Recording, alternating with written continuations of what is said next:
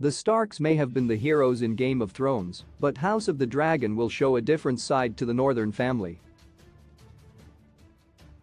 House of the Dragon is adapted from George R.R. Martin's book Fire and Blood, an exploration of House Targaryen's family line and history in Westeros, with a focus on the climactic civil war, the Dance of the Dragons.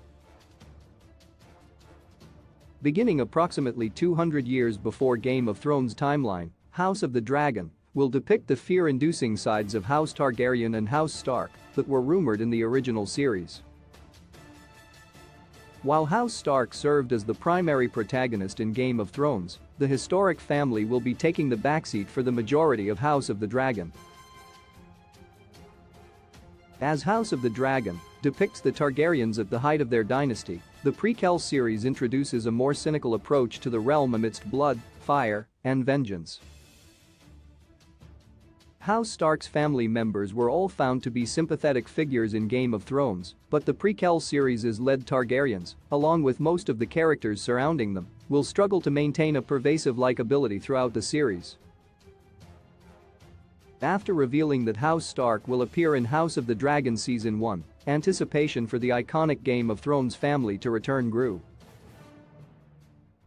However, it should be noted that House Stark depicted in House of the Dragon will not be the same House Stark remembered in Game of Thrones. The family's role in House of the Dragon will become important once Rhaenyra and Cregan Stark seal the Pact of Ice and Fire, but this allegiance may not occur until Season 2.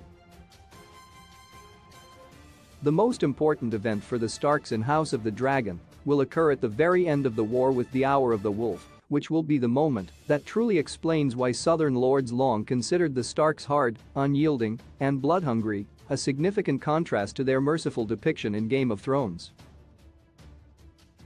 Cregan Stark and the Hour of the Wolf above all throughout Game of Thrones, House Stark is seen as both merciful and honorable, as taught by Ned Stark. These traits contributed to a more sympathetic and appealing connection to House Stark as viewers cheered on the family to prevail above their enemies, with an understanding that their decisions were made with motivations of peace, justice, and honor within the realm. House of the Dragon's Cregan Stark, however, will paint a different picture of the Starks as he and the Northmen travel down to King's Landing after both Rhaenyra Targaryen and Aegon II Targaryen have perished. Known as the Hour of the Wolf, Cregan leads the Northmen after they miss the end of the fighting, though they still remain thirsty for blood and battle. Sworn to Queen Rhaenyra's side, Cregan's arrival at King's Landing saw him briefly take over the role of the Hand of the King as he prepared to execute dozens of individuals who were traitorous to either Rhaenyra or her Iron Throne rival Aegon II.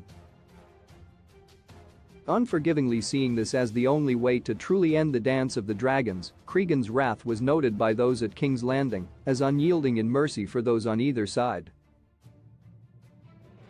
Even as lords and advisors around him pleaded that he grant mercy to certain lords like Corlys Velaryon, Cregan was intent on beheading anyone who he alone deemed worthy of his sword. In the end, the only two people who could convince him to show mercy to the Sea Snake were Black Ailey, his future wife, and King Aegon the Younger. Cregan was prepared to behead dozens of individuals in succession until they began pleading to take the Black instead. As a Northman, Cregan understood the need for men of the Night's Watch, with this being the only reason that he allowed anyone to escape his justice.